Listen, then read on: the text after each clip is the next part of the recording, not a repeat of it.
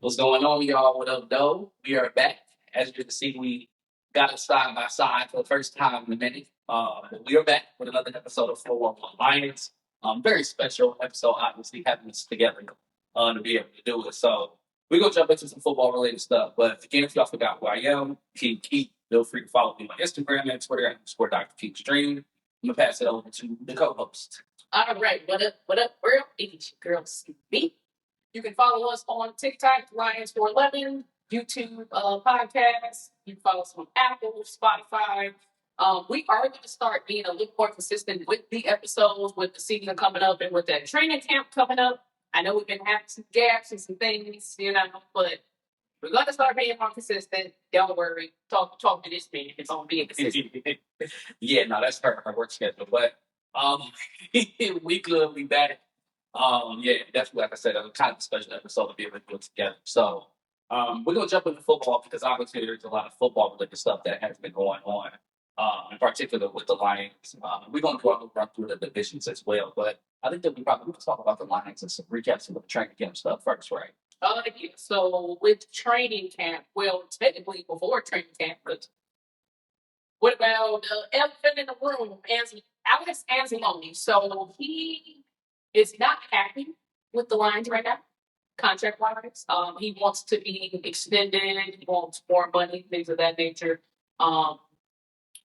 Did he report to training camp or was he injured? No. So he did report to training camp. He gave you the conditioning test, and apparently he passed the conditioning test with flying colors, is what Dan Campbell said.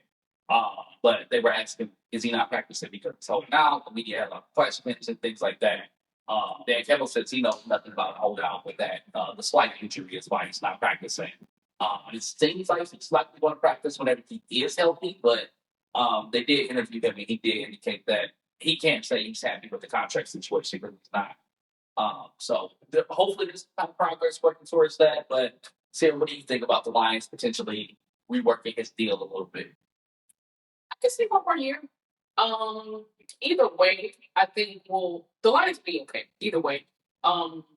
Like we discussed it a little earlier before the podcast. So I guess with players holding out with the last year of the deal, they want to be renegotiated. They want this payout. They want guaranteed money, things of that nature. But I mean, at the end of the day, we can't make everybody happy. We can't extend everybody. I know we got a lot of big defensive and offensive players contracts that are coming up. I mean, I like Anthony. I like his production. So I would like to see him retire a Lion. But if not, I mean, we got to move on. We got to, But I want to see him retire a Lion.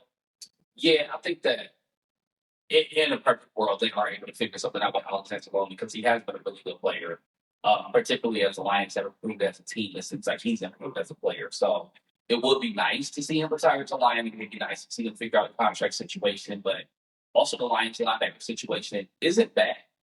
Jack Campbell actually had a pretty good season last year as a young player. You got Derek Barnes, who has been playing pretty well the stand position. And then you got Michael Rodriguez, who looks like he might be back from injury a little earlier than they expected. And as I was saying earlier, like the ability to find quality linebackers is just kind of different nowadays. Like you can find a good linebacker in the third, fourth round that can come in and pretty much start for anywhere. At least get some starter minutes later on in the season because it is a difficult position to kind of figure out as far as coverage and making reads and stuff. But you can find a good linebacker in the mid to almost late rounds of the draft as well. And Lions already got some depth at that position. So they signed Grant Stewart from the Colts as well.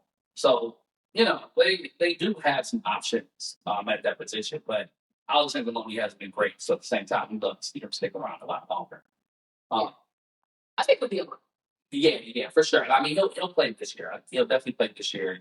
And hopefully they're figure something out before this year. So we can just kind of get all this stuff out of the way. But we'll see about that. Anything else interesting going on at training camp so far? Any stories that are notable?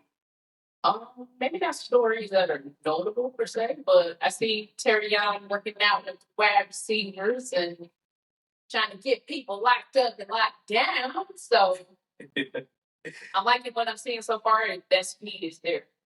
Yeah, they're definitely that's one of those areas I feel like the Lions need to show a significant amount of improvement in, or not significant, but a decent amount of improvement in.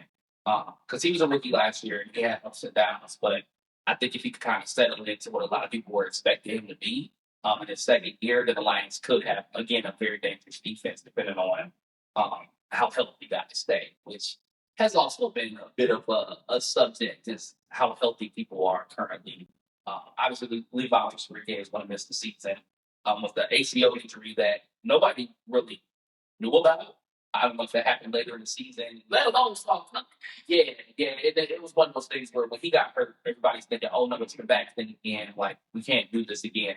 But then it turned out to be an ACL injury, and now nobody really knows how to feel about it, especially with it being so random. But just another hit as far as the depth that the Lions defensive line has. When there are like quality guys that can play there, but at some point, like the injuries start to mount up. McNeil will be back at some point during the season, but when we kind of don't know yet. Makai Wingo, Josh Pascal, those guys are like working their way back, should be back soon, but we don't know if they'll be ready for week one. So it's just a lot. And it looks like the Lions are going to be counting on Marcus Davenport a lot this year, which we'll see how that goes. To be a good and bad thing. Yeah, Davenport's very talented, but the staying on the field part has been a major thing for him in his career. And at this point, I don't know how reliable he's expected to be, but he is productive when he plays, and he also sounds like he's looking for the can. But yeah, that being said, training camp is getting started, but they still got the shorts on. They haven't fully put the pads on. I believe the pads are coming on Friday. So that's when we'll start to see the more physical play, start to be able to evaluate the offensive line and defensive line. Young guys like the Tylee Williamses, like to really be able to evaluate them a lot more once the pads come on. Because with the O-line and D-line, they just can only be so physical. They don't have the pads on. So we're looking forward to it. We'll keep the updates coming, but this weekend should definitely be one that gives us a lot to talk about as far as who's playing where and how guys do. CB, you want to transition this though? Because we did have some other stuff that we want to talk about, some stuff we promised we would talk to y'all about. Yeah, so our last episode, we wanted to start with the divisions, with different divisions in football. The first division we started with was the AFC West. So, as promised, we are going to stay in the AFC. So we are going to be talking about the AFC South. Mm-hmm. So, the teams that are in the AFC South will be the Houston Texans, Jacksonville Jaguars, Indianapolis Colts, Tennessee Titans. Mm-hmm. So with that division, obviously the Texans won the division. I believe the Colts finished second. They just missed it. Yeah, Colts finished second. Jaguars finished third. Tennessee finished fourth. Obviously we did have the draft that happened this year. So some teams took a step up in some things. I think the Colts took a step up in some things. Houston, I think Houston will be pretty good still. The Jaguars drafting Travis Hunter. I like that kid. Think he'll be good. Tennessee obviously getting the number one pick with the quarterback Cam Ward. So with the division more so wrapped up last year with Houston winning, do we have any team that we feel can challenge Houston? And a short answer, no. And a long answer, no. Yeah, I don't see it. When I look at other teams in the division, I mean, obviously Houston is supremely talented. Their defense was outstanding last year, which I don't think a lot of people saw coming. I think saw coming pretty good, but not great. And they added pieces to the defense as well. They picked up C.J. Gardner-Johnson as another safety to play for them. Their corners are really, really good and really, really they can rush the passer. Like Houston kind of does pretty much everything on defense really well, and they got a defensive minded head coach in D'Amico Ryan. So the defense looks like it's going to be solid. That D line is kind of it's a lot of Houston. It's a lot of Houston on that defense, and on the offense, obviously that's C.J. Stroud, who was excellent his rookie year. Kind of took a bit of a step back last year. Some of that I don't think necessarily was his fault, but also he could have played a lot better as well, as I'm sure he would tell you himself. But C.J. Stroud is still supremely talented. They're bringing Nico Collins back, of course. Nico Collins can be a little bit injury prone. But at the same time, Nico Collins is getting a lot of hype this offseason. I see people putting him damn near as a top 5 wide receiver in the league, which is pushing it a little bit. But I start to see the argument for a top 10 wide receiver in the league. He's extremely productive, and he's an interesting guy. So we'll take that too. Um, Tank Dell got injured last season, very horrific injury, kind of straightened up his leg, and I doubt we see him at any point this season. But they did draft 2 receivers in the draft. I think they both were from Iowa State. I think Jalen Higgins and they might have drafted Jalen Noel. I don't remember exactly if they drafted both, but kind of trying to replace that production, which they will need to do because they also had Stephon Diggs last year who got hurt in the middle of the season, but he was on a really good pace as well. Stephon Diggs was playing excellent last year for them. So He tore that ACL. yeah, a lot of injuries for Houston on the offensive side of the ball. I'm pretty sure they made some moves to try to improve the offensive line as well. Because CJ Stroud does have he doesn't get as much time to throw as I think that you would like for him to have. So Yeah, that offensive line ain't that great. They do have a new offensive line coach. yeah, if they could just make improvements really on the interior of the offensive line, a lot of pressure coming up through the middle of CJ Stroud, which it's just tough as a quarterback. CJ Stroud's an athletic guy who can move around, but like you don't want to just constantly have pressure coming in like instantly. So I feel like their season kind of hinges as far as long term success on how well CJ Stroud and the passing game does. But I think the defense will be solid. I think the run game will be solid. Joe Mixon was really good last year. Yeah, I think Houston overall is just. I think Houston would compete in any division they're in, but they're really the team. But CJ Stroud threw for about 3,800 yards, 20 touchdowns, 12 interceptions, though. But Which for him is not a season at all. For other quarterbacks might be fine. Like if Cam Ward, like a rookie quarterback, fill up them stats, sure, you take that. But CJ Stroud, haven't seen him play since college at Ohio State. Like he's legit. Like he could be one of the better quarterbacks in the NFL. He was kind of moving on that trajectory his rookie season. I thought he deserved more love for the MVP award, honestly. But last year, again, some struggles, some things that weren't his fault. But if yeah, he's an offensive line. I'm sorry. yeah, that'll affect you. It will affect That Chiefs loss, yeah, you sacked a lot. it'll affect you, and I think that that's a reasonable claim to make. I think if the Texas passing game gets back to the track that it was on during his rookie season, I think Houston could be a very dangerous team. Obviously, not just in this division, but in the conference in total. Um, as far as the Colts, yeah, I'm just not. I'm not too big on the Colts. I mean, they're fine. They just seem to be middling along here as average. And they took the shot on Anthony Richardson, hoping that would kind of be able to be that piece that puts them over the top, gives them that explosive Lamar Jackson, Josh Allen type quarterback. And obviously, so far, it has not worked. The Anthony Richardson's young. He's raw. I think that he still deserves some more time. But right now, he's just not a quarterback. It's probably still going to take some time for him to get there. So Yeah, right now it's a little shaky with Anthony Richardson. What did he? 8 touchdowns, 12 interceptions.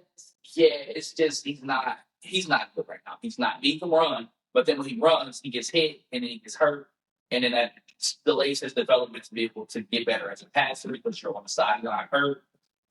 It's the struggle with the quarterback position there because then they pick up Daniel Jones. So I mean, obviously Daniel Jones is not a guy that's going to lead you to the promised land. I think the Colts' hope is that he can be average, which maybe he can be average, but I don't see much upside with this offense at all. I mean, you got Jonathan Taylor, obviously, really good player, whatever. Oh, yeah, Taylor. Yeah, I do really like Jonathan Taylor. They should have a legitimate running game with him. And they did pick Tyler Warren in the draft. They got some interesting wide receivers. Like, there's pieces, but I think that with a really good quarterback, it could be brought together. They don't have a really good quarterback on their roster. They just don't. I mean, Daniel Jones, starting with Daniel Jones. Average is the best you're going to get out of it. It is. He's had a couple seasons where he was fine, but like you're not going to get above average. I mean, you might get bad. You might get bad because the Giants have seen that sometimes it's just not good with them. Yeah, with the quarterbacks we have in the league, with our, Patrick Mahomes, our Joe Burrow, our Lamar Jackson, Josh Allen, he's not, when he faces those type of tier quarterbacks, he's not going to be able to rise to the occasion. Yeah, I don't know. This Colts offense, I think we're struggling to score points still. The defense, I think, is fine, but again, it's not like a lot there either, where it's like this isn't a defense that's going to like carry a team to the playoffs necessarily. So I just see the Colts as such a middling team. Yeah, they were 8-9 last.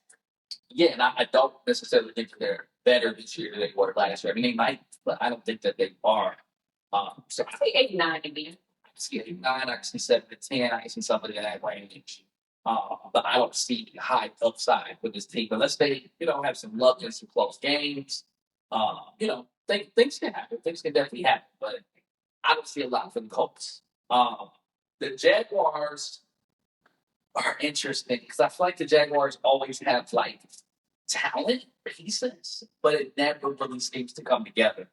And I mean, on the offensive side of the ball, obviously that's where all the fun stuff is. You got the Trevor Lawrence, who's the waiting for that like 8 season. He's had a couple good seasons, but then he's also had some seasons where it's like, all right, we're waiting for a little bit more. So I think that he's got to take the next step in his development first and foremost for the Jags. I feel like they're going anywhere. Because what was he? I think he was injured last year, wasn't he? He dealt with injuries, which I don't think has been necessarily a new thing. But even then, sometimes he just doesn't have good games, or he will have really bad games. Yeah, games from like an elite quarterback is not going to be able to really be able to withstand. Shaky to me. I see flashes when the playoff game that he a couple years ago when they hosted that playoff game. I forgot when they played, but I think they lost. Against Chargers. Chargers. Yeah. But then there's plays where I'm like, okay, your star receiver Brian Thomas was open. Yeah. Why did you not get in the ball? I know, and the offensive line maybe not the best, okay, but his decision making post snap of that ball is concerning. I do see good flashes, I do, but there's some things with Trevor Lawrence. I'm like, is he Jacksonville's future? Is he Jacksonville's future, or does Jacksonville need to look to move on? So, question for you: with Trevor Lawrence presumably healthy coming into this season, is this more so a prove year for him, or do you think he has more time? Because I believe he's going into his 6th year. Yeah, I don't want to say it's a proven year. I'm pretty sure Trevor Lawrence is on a pretty big contract, if I'm not mistaken. And I think that alone is kind of going to like tighten down a little bit to the point where so Trevor Lawrence signed a 5-year, $275 million contract extension with the Jaguars, which runs through 2030 season. So moving off of him, but would be extremely difficult. He's kind of your guy for at least the next couple of years. And I don't think there's anything wrong with that. I think Trevor Lawrence is talented. I think that again, He's talented. He's shown he's had good seasons. He has, but also again, he just leaves more to be desired. I think in big situations, I think again the off games that he has just kind of throws him off a little bit. So I don't think this would make or break here because contract wise, it's just kind of not. But I do think at some point, it is a big year as far as evaluation. And that's not saying he has to go out and the Jaguars to the Super Bowl, but at this point, Houston is really the only legitimate team in the division. There's no reason why the Jaguars shouldn't beat the Titans twice. They should beat the Colts at least once. They should be able to steal a game against the Texans. And if their out of division schedule isn't too bad, they should be able to run up a few wins. The Jags need a winning season. I think this year for people to really feel good about them. If they are 5-12, they're 6-11, even 7-10. I think it kind of depends on what you get from them, but they do need to see some improvement. Because with their wide receivers, it's Travis Hunter. You don't know which side of the ball. No, Travis Hunter. Travis Hunter. He's for sure playing wide receiver. Travis Hunter. Yeah, okay. Yeah, which I think is best for him, at least at this current moment, because I think Travis is the better receiver than he is in the corner. And that's saying a lot because he's also the corner. But I think they're playing wide receiver makes the most sense. And it gives them a bit of a dynamic set because Brian Thomas, as we saw last year, is outstanding. Another player that's already in that top 10 wide receiver conversation. That's a dog. Yeah, that's a dog in Jacksonville. He's nice. And you having those two wide receivers together, that should be more than enough alone Because Travis is gonna ball. Travis is gonna ball. We already know he's gonna ball. So you got two guys right there. They did move off of Evan Ingram, which Evan Ingram was always injury prone anyway. But they have some weapons. They got some interesting stuff in the backfield. I don't know what they're doing with Travis Etienne, but yeah, I mean the Jacks have a decent roster. I think their offensive line could be improved, but their defensive line is pretty good. They got to the pass rushers, obviously, and Josh Hines and also Trayvon Walker. They got some corners. I like Tyson Campbell. They signed Jordan Lewis. I really like Jordan Lewis. Another Michigan guy. Jordan guy at that. So again, this team should be the second best team in the division. Will they? The second best. Well, who's better? I think on paper they're a lot better than the Colts. I do. I think On paper, the Colts finished 89. Well, if we talk about last season, I'm talking about this season. I'm talking about who has the most talent. I think Jaguars had the most talent. Pretty sure they hired a new coach this year, which I don't know too much about Liam Cohen, but hopefully there's some kind of a change in philosophy. There's the greater sense of urgency, less mistakes and big moments. Like, I don't know. The Jaguars need to at least show some progress. I think should be the goal this year. Another flailing kind of losing season. I've been with this by this weekend. Okay, so the Jaguars went 3-14 last year. Where do you think the Jaguars win-wise this season coming up? Do you think that where they need to be, where the fans are like, okay, I can see the direction, I can see where this management is going. Should it be 7 wins? Should it be 8 wins? Taking a look at this schedule here. Their schedule actually looks like it's a bit tough at that point to lie. I think that 8 or 9 wins should be what's seen as reasonable, but this isn't an easy schedule at all. I mean, Carolina, Cincinnati, Houston, and San Francisco, they got KC, Seattle, and the Rams in a row. That's a little bit tricky. I'm a little bit surprised their schedule's that difficult, but you got the Raiders, you got the division team, Texans, you got the Chargers who are interesting, the Cardinals who are interesting. You got a lot of middling teams that are like working their way up. I feel like if you're looking to inspire some confidence in your franchise, you should be able to beat the Cardinals. Like, you should be able to beat the Colts. Like, these are teams you should feel pretty good about. What about Tennessee? They should be sweeping Tennessee. That's okay. So that brings us to Tennessee in the division.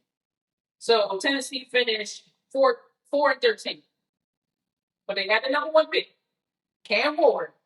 You know how these NFL officers do. They're going to throw the number 1 pick, the number 1 quarterback in these days, because usually, Brett Favre and Aaron Rodgers and all them sat behind somebody. But Cam Ward is throwing him out here.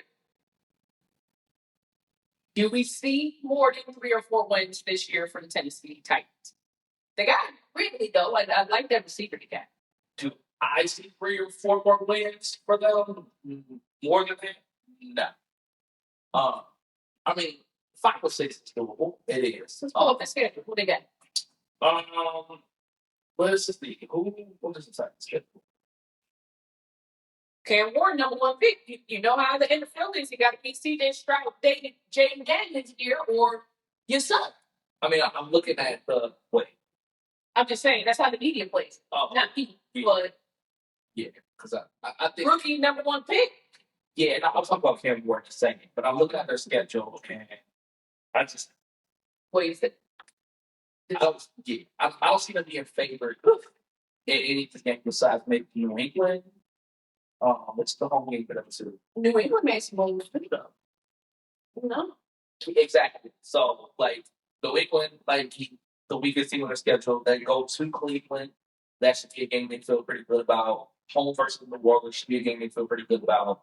And I think they should be looking to get a game from Indianapolis and Jacksonville, preferably. So, I don't know. Think it's still 3 or 4? Yeah. I don't see more than 5 wins on the schedule. I don't.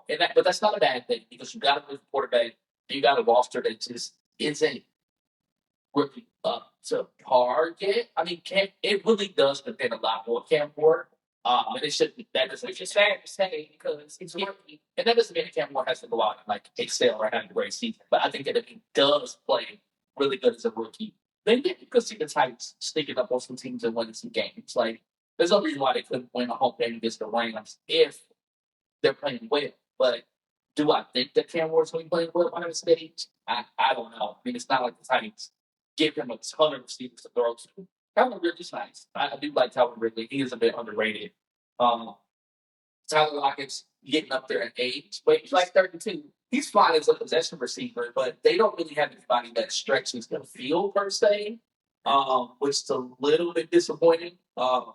So I don't know. I mean, they drafted IMR from Stanford, which I know that he's got some. There's some expectations for him. I think he's definitely pretty talented, but they don't really have a standout group of pass catchers. Yeah, because I believe they were in like the bottom five. I was watching some video on Titans. Sorry, fans. Sorry, Titans fans. What I'm about to say. I believe they were in like the bottom three or the bottom five of a receiver quarterback duo having more than 20 yards down the field. Yeah. Wise. Yeah, they just don't stretch the field very much. Yeah. Calvin Ridley is good. Calvin Ridley is good. It's not like it. Still, I think they have something left in the tank. Calvin didn't really have nobody for him to, throwing the ball really. So yeah, I feel like this is a very strong selection of number two receivers. But if you have an elite guy, it's kind of missed it. I mean, again, can really step up and do that, maybe. The running backs are fine. Tony Pollard and Tajay Spears, it's not a bad combination. Tony Pollard, that's a 1,000-yard rusher last year. Yeah, that boy's still nice. I like Tony Pollard, but I like Pollard. I think they like Tajay Spears almost as much as they like Pollard, to be honest. Offensive line, some improvements. They did take Captain Ike from the Lions, which was very frustrating. Defense, it's fine. I mean, defensive line looks pretty good. I do like some of these names: Devondre Sweat, Jeffrey Simmons. Jerry Sneed had a horrible season for whatever reason. I don't know where that came from. He was so good with Tennessee, and it came over to Tennessee to be bad. I don't know. I feel like this team is going to have to be really good on defense, like really stout on defense, and keep the offense in games. And if Cam Ward can have some late game matches, some Jaden Daniels type moments, who knows? Maybe they could pull off 6 or 7 wins, but I don't see a lot more than that. And I could certainly see less. Okay, so quarterback wise, in the AFC South, which quarterback is the bigger storyline? Would it be Cam Ward? Would it be CJ Stroud? Trevor Lawrence taking a step up? Anthony Jones Daniel Jones and Anthony Richardson? That duo, I don't know if they'll both play. Who's the bigger storyline? Who has something more to prove this year? For me, it would probably be Trevor Lawrence.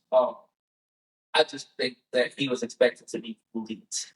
And I think that being kind of good is not enough. And I also think that he should have the ability to be better with the weapons that he's getting. A new, again, coach, things should look different for them. So I think the expectations for Trevor Lawrence should be high. Trevor Lawrence is athletic, but he can move around. He can do everything. He's got the strong arm. And again, he has produced at some points, but he should be taking that step where him and CJ Stroud, the conversation of who's the better quarterback in the division, it should be a conversation. For me right now, it's easily CJ Stroud, but it should at least be a debate between those two. But I mean, Anthony Richardson obviously the guy that could swing the division if somehow we just figure out how to play quarterback, I guess. But that's kind of like rolling the dice a little bit. And then with Cam Ward, that's like taking time. I don't think there should be any rush from Cam Ward. Just don't commit a lot of turnovers, work with your footwork, like do the little stuff, like develop some rapport with the younger receivers. That's all you should be focused on, honestly. Wins and losses matter, but like get better first. Yeah, I'm going to say the bigger storyline who the media will be watching. I'm going to go with Tennessee Titans and Cam Ward. He's the number one pick. Everybody expects now in this world, in this year, for the number one pick to come out and be a CJ Stroud or a Jaden Daniels. So I think there'll be a lot of eyes on him to see, is he going to have more touchdowns than interceptions thrown? I think the Tennessee and, more so the media, they want to see if he can get them more than 3 or 4 wins. I think there's going to be a lot of pressure on them, not to make the playoffs per se, but to get Tennessee more than 3 or 4 wins. Yeah, I mean, I see that as a thing that They put so much pressure on these rookie quarterbacks now. yeah, and I think if you're a franchise, you gotta not bow into that. Like at the end of the day, you gotta realize you got your steps to take, you got your process to take. I think of how the Lions work when Dan Campbell first got here. Lions were horrible. They lose all their games. They went like 1-16 or whatever. Won their first game against the Vikings like week 14, and it took a while. It took some time for people to kind of like look and figure things out. Even the next season, they lost their first. They were like 1-6, and then they started to rip off those wins and get better. And now they got to the point where they're 15-2 last year. I'm not saying it's like to get there in a few years, but you got to stick with your plan. Don't rush it. Don't think that he needs to be here, he needs to be there. Cam Works got to focus on getting better as a player. Well, the Titans don't win a lot of games. As long as he's not the sole reason why they're losing the games, it's fine. Because at the end of the day, this isn't the roster that's going to win you a championship, regardless of who's playing quarterback. You could put Patrick Mahomes in the situation. This team is barely making the playoffs. So to think that Cam Ward is going to be the person that's going to lead you to a bunch of wins is unrealistic. But I do feel that people are going with that expectation. Again, not the playoffs per se, because obviously, yeah, I can say let's be honest. But I think there's going to be a lot of eyes and a lot of pressure on them to see if it can be better than Will Levis or when they have Mason, Rudolph. Can they get more than 3 or 4 wins? Is this quarterback the number one pick? Will he wasted the number one pick? He's a disaster. Will he be CJ Stroud? Will he be Bryce Young? So I think there's going to be a lot of eyes on that number one pick. Can he get them more than 4 wins? Yeah, I think he can. I think he can. I think he's talented enough. I think again with Cam Ward, it's really just about working on his footwork, not turning the ball over. That was kind of his weakness at Miami, was that he was just sometimes makes some throws that just were a little bit confusing. But Cam Ward is also clearly, by the way, plays extremely confident in his ability to throw a ball. Like he's got just amazing natural arm talent. So yeah, he throws some darts in traffic. I love it. Yeah, if you could just get him to play at a proper speed, get him to maybe have a little bit more sense of urgency, but still play his game. I think he could be really good. But again, I don't think that the Titans are necessarily giving him most to work with at this stage. They don't have to be scored. But if he doesn't turn the ball over a lot and he stays solid and stays in his fundamentals, I think that's a win. And that would probably give them a few games just by him being that good. Yeah, I think he'll be all right. I just hope it's not a situation like that kid in North Carolina, Bryce Young. Yeah, no. It's the Panthers, I think, are learning that you got to be able to take your time. And then throwing a guy straight to the fire is not always the move. And give him some weapons. Like Yeah, you definitely got to get some weapons. Thank goodness Carolina found drafting receiver. But yeah, I mean, I like him. I like him. I think that he's talented, and I hope that Tennessee is the place that he does blossom at. But Tennessee's got to continue to build up this roster and really evaluate the pieces that they have and make improvements in the coming season. For now, this should just be about sticking to your plan, developing your guys, figuring out who's going to stick around. Okay, well, let us know your questions, your comments, your concerns. Drop them in the comment section. Who do you think will win the division? What's the biggest storyline in the AFC South? Do we see any team challenging the Texans? Hell, we don't know. We got to stay tuned. So, what order do you think the division will finish? Like 1 through 4? 1 through 4. Ooh. Houston.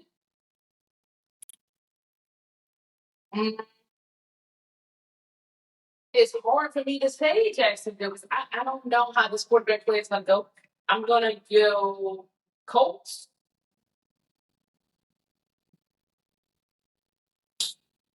Jacksonville, Tennessee.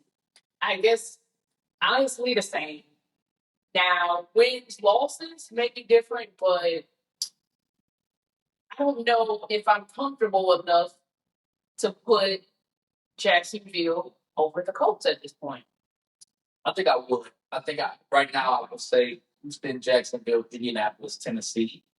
I want to put Tennessee above Indianapolis, but I just look at the roster. I can't. Not at this stage, but I see a route where Cam Ward's just so much better than whatever Indianapolis is throwing out there quarterback that maybe they do win a couple more games. But their matchups are going to be really interesting how the Titans and Colts play because those are going to be like dog fights. It's going to be like 10-7, 6-3, right? Yeah, it's going to be a mess. Those are going to be some fun games to watch. I'm glad we get that matchup twice. I think depending on whoever wins those matchups, if they split, be interesting. But if Tennessee is able to somehow take 2 games from the Colts and the Colts and vice versa, I think that'll determine who finishes higher between them two. But I say Houston and Jacksonville. I think Jacksonville does better this year, but it might take some time to get going. So Jacksonville 4-4 wins is what you're saying. Oh, 4-4 for sure. Yeah, I can see Jacksonville pitching for 18. 9 minutes. Okay. Yeah. We'll see. I believe you, Trevor Lawrence. Don't let me down. Don't let me down. But with that being said, I think we good here. Yeah, I think we are good. I know the Lions have that July 31st preseason game. Against the Chargers. I believe against the Chargers. We gonna cover that. We will be back more, so definitely stay tuned. My name is TV. This is King Keith. You can follow us on Spotify, Apple Podcasts, Amazon Music, YouTube, wherever you get your podcast. We will be there. We will be more visible. Peace.